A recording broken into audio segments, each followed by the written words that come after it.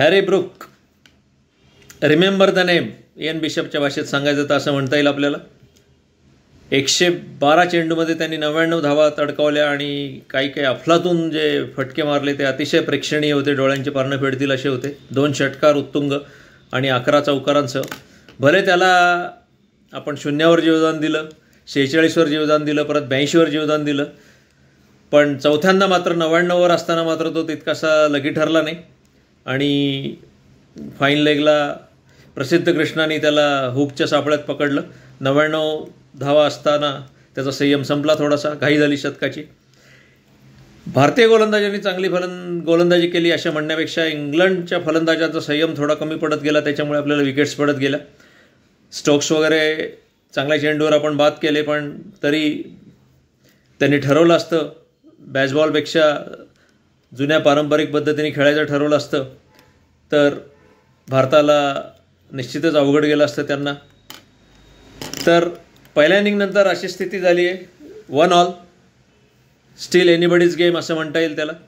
तिसरा दिवस generally moving day म्हणून ओळखण्यात येतो 5 दिवसाच्या टेस्ट मॅचमध्ये, की तिसऱ्या दिवसावर काय होईल त्याच्यावर पूर्ण मॅचचं भवितव्य अवलंबून असतं. पण आता तसं म्हणता येत नाही. एक रन महत्त्वाचा असतो, पण भारताला फक्त 6 धावांची आघाडी मिळाली. पण त्याच्यामुळे किती नाही म्हटलं तरी थोडंसं मोरली आपल्याला बरं वाटतं आहे. भारताला आघाडी मिळाल्यामुळे भारताच्या 471 झाल्या होत्या, सगळ्यांना आठवत असेल. त्याला 3 बाद 209वरनं सुरुवात करून दिवसभरात 256 धावांच्या मोबदल्यात इंग्लंडच्या 7 विकेट घेतल्या आपण. 465वर इंग्लंडचा धाव संपला. सुरुवातीलाच सांगितल्याप्रमाणे हॅरी ब्रूकने अफलातून शतक मारलं. ICC रँकिंगमध्ये तो उगीच नाही दुसऱ्या क्रमांकावर आहे फलंदाजाच्या क्रमवारीत, आणि जो रूट पहिल्या क्रमांकावर आहे. त्याच्यामुळे इंग्लंडकडे अतिशय 2 फलंदाज आहेत. त्याचं भान भारताला ठेवून चौथ्या दिवशी फलंदाजी करावं लागणार आहे. भारताची सुरुवात तिसऱ्या दिवशी काही विशेष चांगली झाली नाही. दुसऱ्या डावात यशस्वी जायस्वाल 4 धावांवर बाद झाला. यशस्वी जायस्वालसाठी अतिशय खराब गेला दुसरा दिवस. सेंचुरी मारल्यानंतर कुठलीच गोष्ट त्याच्या मनासारखी झाली नाही किंवा भारतीय संघासाठी फायद्याची झाली नाही. 2 झेल सोडले, त्यातला एक हॅरी ब्रूकचा होता आणि तोच आपल्याला थोडासा महागात पडला. कदाचित 40-50 धावांची भागीदारी मिळाली असती, पण आघाडी मिळाली असती, पण त्यांचं शेपूटही छान वळवळलं. वोक्सनी मगाशी सांगितल्याप्रमाणे 38 धावा केल्या, कर्सेनी 22 धावा केल्या. सगळ्यात महत्त्वाचं म्हणजे स्टोक्सला आपण लवकर बाद करण्यात यशस्वी ठरलो. स्टोक्स गेल्या 10 डाव्यात अर्धशतकी मजल मारू शकलेला नाही भारताविरुद्ध आणि त्याचा फॉर्म असाच राहिला. आणि रूटलाही जर लवकर बाद करू शकलो तर भारताला चांगली संधी आहे मालिकेत. पण अजून ती फार पुढची गोष्ट झाली. सध्या महत्त्वाचं आहे 4था आणि 5वा दिवस. काल तिसऱ्या दिवशी एकूण 346 धावा झाल्या आणि 9 गडी बाद झाले. तर अजूनही खेळपट्टी ठणठणीत आहे. अगदी ढगाळ हवामानात सुद्धा फलंदाज आरामात बॅटिंग करू शकतात आणि एकदा गॅपमधनं बॉल गेल्यावर तो चौकार झाल्याशिवाय थांबत नाही आहे. तर राहुलला पहिल्या डावातील थोडी नाराजीची भरपाई करायची आहे. चांगली सुरुवातीनंतर तो 42वर बाद झाला होता उपहाराच्या आधी. आता तो 47 धावांवर नाबाद आहे. त्याला अतिशय मोठी खेळी करायची इच्छा आहे. त्याचे इरादे स्पष्ट दिसत आहेत. काफी लंबी पारी खेळणे का इरादा आहे, बघू काय करतोय. गिल नाबाद आहे 6 धावांवर. त्याच्या आधी पेअर ज्याला म्हणतात इंग्लिशमध्ये, चष्मा टाळला साई सुदर्शननी पहिल्याच चेंडूवर चौकार ठोकून, आणि त्यांनी जम बसलाय असं वाटत असतानाच परत स्टोक्सनीच त्याला शॉर्ट मिडविकेटला थोडासा फ्लिक केला. आऊट होण्यासारखा बॉल नव्हता, पण सरळ क्षेत्ररक्षकाच्या हातात गेला. त्याच्या आधी डकेटनी पण त्याचा एक बॉल कॅच सोडला होता. आपली थोडीशी परतफेड केली, जडेजाकडनं जसा सुटला होता त्याचा तसा. तर KL राहुल 47, गिल नाबाद 6 धावांवर. पहिल्याच चेंडूवर त्यांनी अप्परकट मारून चौकार वसूल केलेला आहे. साई सुदर्शन जम बसून मोठी धावसंख्या उभारेल असं वाटत होतं, पण तोही साधारण 25-30च्या आसपासच बाद झाला. आणि तिसऱ्या दिवस अखेर भारताची धावसंख्या झाली 2 बाद 90, म्हणजे 96 धावांची आघाडी आहे. अपुऱ्या प्रकाशामुळे थोडासा खेळ आधी थांबला. जर हवामान जर चांगलं राहिलं, चौथ्या दिवशी जर बऱ्यापैकी सूर्यप्रकाश वगैरे पडला आणि पहिल्या डावासारखीच चांगली धावसंख्या जर भारत उभारू शकला, आज चौथ्या दिवशी जर भारताला 250-300 धावा जर जोडता आल्या तर 5वा दिवस अतिशय रोमांचक अवस्थेत बघायला मिळेल आपल्या सगळ्यांना. की 300च्या वर जर भारत जर इंग्लंडला आव्हान देऊ शकला तर इंग्लंडला काहीच अशक्य नाही आहे. ही फलंदाजीची फळी आपण बघितली, ताबडतोब तुटून पडते. सगळे अगदी वन डेसारखे नाही तर अक्षरशः T20 सारखे खेळतात. सुरुवातीलाच सांगितल्याप्रमाणे ज्याचा त्याचा पेशन्स कमी पडला तो फलंदाज बाद झाला.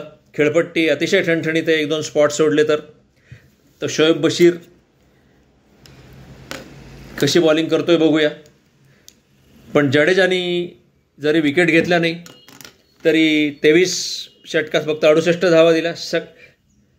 यशस्वी जयस्वाल बरोबरच थोडासा कमनशिबी ठरला काल शार्दूल ठाकूर. कर्णधाराचा त्याच्यावर काही विश्वास दिसत नाही. त्याला फक्त 6 षटकं टाकायला मिळाली पहिल्या डावात. इंग्लंडनी जवळजवळ 101 षटकात 465 धावा केल्या, म्हणजे 4.6च्या सरासरीने धावा केल्या. त्याच्यामुळे 300-350 रनसुद्धा शेवटच्या दिवशी लीड्सला हेडिंग्लेला चेस होऊ शकतात, पाठलाग करून जिंकू शकतो. भारताने 4.22च्या सरासरीने पहिल्या डावात धावा केल्या होत्या, तर इंग्लंडनी 4.6च्या सरासरीने केल्या. दुसऱ्या डावातही भारताने साधारण 4च्या जवळपास सरासरी राखलेली आहे. 24 षटकात 90 केलेले आहेत. तर बघूया. सगळ्यात महत्त्वाचं म्हणजे KL राहुल आणि गिल आणि पंत यापैकी एकाला तरी मोठी खेळ करावी लागेल, नाही तर दोघांना तरी 80-90-100च्या आसपास न थांबता मोठं शतक, एखाद दुसऱ्याला जर मोठं शतक झळकावलं आलं गिल, पंत किंवा KL राहुल, तर भारत निश्चितच चांगली धावसंख्या वरून 5व्या दिवशी इंग्लंडला चांगलं आव्हान देऊ शकेल. आणि करुण नायरलाही पहिल्या डावातली भरपाई करायची. जडेजा विशेष चमक दाखवू शकलेलं नाही. शार्दूललाही आपलं स्थान टिकवण्यासाठी का होईना फलंदाजी करणं भागच आहे, कारण गोलंदाजीत त्याला काही विशेष वाव मिळाला नाही. प्रसिद्ध कृष्ण अतिशय महागडा ठरला. 20 षटकात 128 धावा दिल्या, पण त्यांनी 3 बळी घेतले. पहिले तिन्ही बळी प्रसिद्ध कृष्णानेच घेतले. सिराजनी 2 बळी घेतले, तोही थोडासा महाग ठरला. 27 षटकात 122 धावा. पण सगळ्यात आपला सरताज बुमराला अतिशय जपून खेळले पहिले दोन्ही स्पेल. त्याच्यामुळे बुमराला पहिल्या दोन्ही स्पेलमध्ये विकेट नव्हत्या.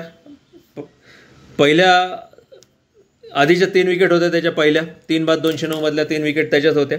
बुमरानी नंतर शेवटच्या 2 विकेट मात्र घेऊन टाकल्या आणि 5 बळी घेतल्या. त्याच्यामुळे तो स्टार ठरला कालचा हॅरी ब्रूक बरोबर. बुमरा आणि प्रसिद्ध कृष्णाने जरी महागडा ठरला असला तरी हुकच्या सापळ्यात जेमी स्मिथला 9वा बॉल 80 षटकानंतर घेता येतो.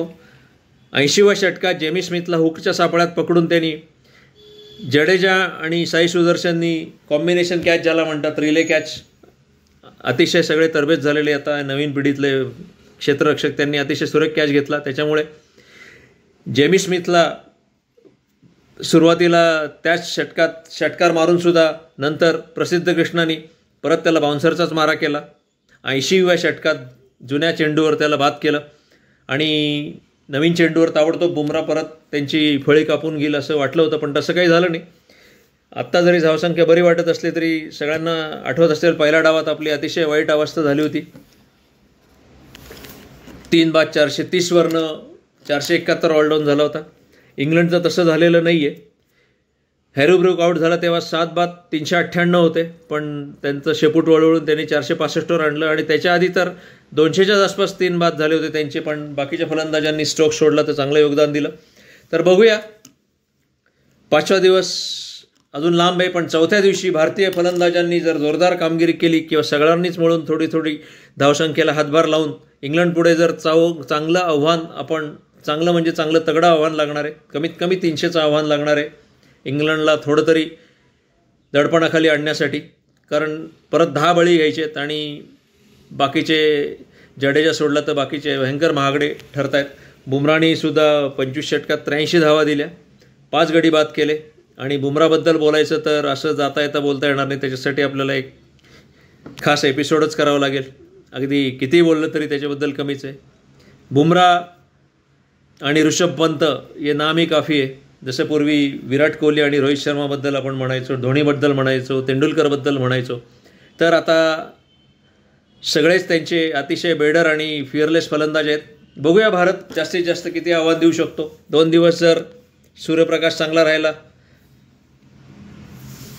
तशीच अपेक्षा आहे हवामान खात्याची, तर निश्चितच अतिशय रोमांचक अवस्थेत असलेली ही कसोटी अजून रोमांचक होऊन जाईल याची निश्चितच खात्री बाळगू आणि आपण बघूया, अजून 2 दिवसाचा आनंद घेऊया. तुम्ही हा व्हिडिओ संपूर्ण बघितला त्याबद्दल धन्यवाद. परत भेटूच आपण. नमस्कार.